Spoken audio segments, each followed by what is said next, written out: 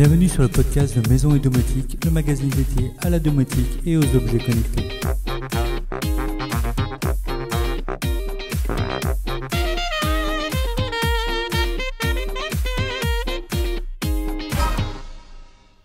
Salut les amis! Comme chaque semaine, je vous propose aujourd'hui le débrief sur l'actualité du blog et la domotique en général, mais également des sujets autour de la maison, de la finance et la high-tech.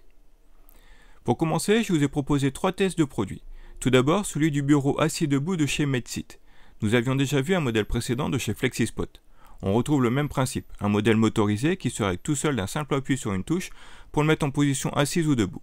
On aura même 2 positions supplémentaires si besoin. Un port USB est aussi de la partie pour recharger son smartphone par exemple. Ici, je n'ai reçu que la structure et j'ai adapté un plateau de bureau Ikea car je voulais que le bureau reste dans le design du reste de la pièce. C'est un bureau que j'utilise maintenant depuis 3 mois et que j'apprécie beaucoup. Au lieu de rester avachi dans son fauteuil, ce type de bureau permet de bouger un peu plus, ce qui est meilleur pour la santé, notamment pour le mal de dos. Bien sûr, toutes les tâches ne se prêtent pas au travail debout. Par exemple, là, j'enregistre le podcast debout car je suis plus à l'aise. J'aime faire ma veille techno debout également, mais je préfère être assis pour rédiger de longs articles.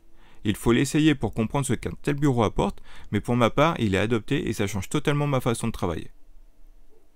Le second test concerne un graveur laser de chez Orture, le nouveau modèle Laser Master 3 qui a l'originalité de disposer d'une connexion Wi-Fi intégrée ainsi que d'une application mobile pour lancer nos travaux très facilement.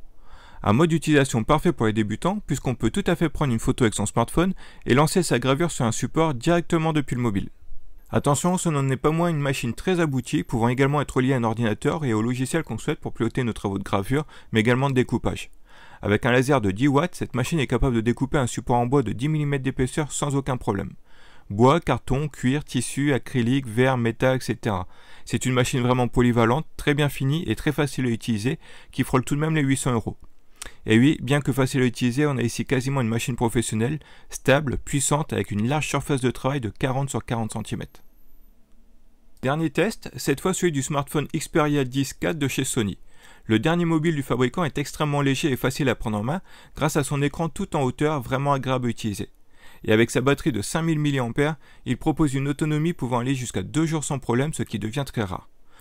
On regrettera juste qu'il ne propose qu'un rafraîchissement de 60 Hz quand beaucoup de concurrents sont passés aux 120 Hz. Et une qualité photo très correcte, sans être exceptionnelle, qui m'a un peu laissé sur ma faim car on m'avait toujours vanté la qualité photo des smartphones Sony. À 450 €, c'est un smartphone qui reste très intéressant, mais attention, sur cette gamme de prix, la concurrence est féroce. Enfin, un petit article qui liste quelques astuces pour optimiser le rendement de ces panneaux solaires. Des points classiques mais qu'il est parfois important de rappeler.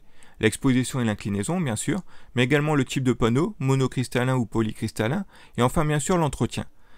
Ce dernier est très léger, mais il est essentiel de nettoyer ces panneaux de temps en temps pour conserver leur production optimale. Du côté de nos collègues, nous avons des articles très intéressants également. Domadou nous a réalisé un tuto pour gérer un volet roulant connecté en Zigbee avec Alexa et une télécommande. Nous découvrons également le détecteur d'inondation Zigbee French, ainsi que la box domotique News, compatible Zigbee, Wi-Fi et écosystème Tuya, tout ça pour moins de 30 €. Udom nous a proposé un article très intéressant sur la gestion du solaire dans GDOM. Domoblog a publié 2 guides très intéressants pour flasher le Sun-Off Dual R3 afin de pouvoir l'utiliser avec MQTT, et un autre guide pour suivre la consommation d'un appareil avec une prise Tuya. Nous avons également une interview qui fait un retour sur le succès de la serrure connectée Nuki Smart Lock. Le Café du Geek nous fait découvrir la nouvelle caméra motorisée de Philips, la Wellcome A-View. Et enfin, Frandroid nous présente le robot laveur de vitres Ecovacs Winbot W1 Pro.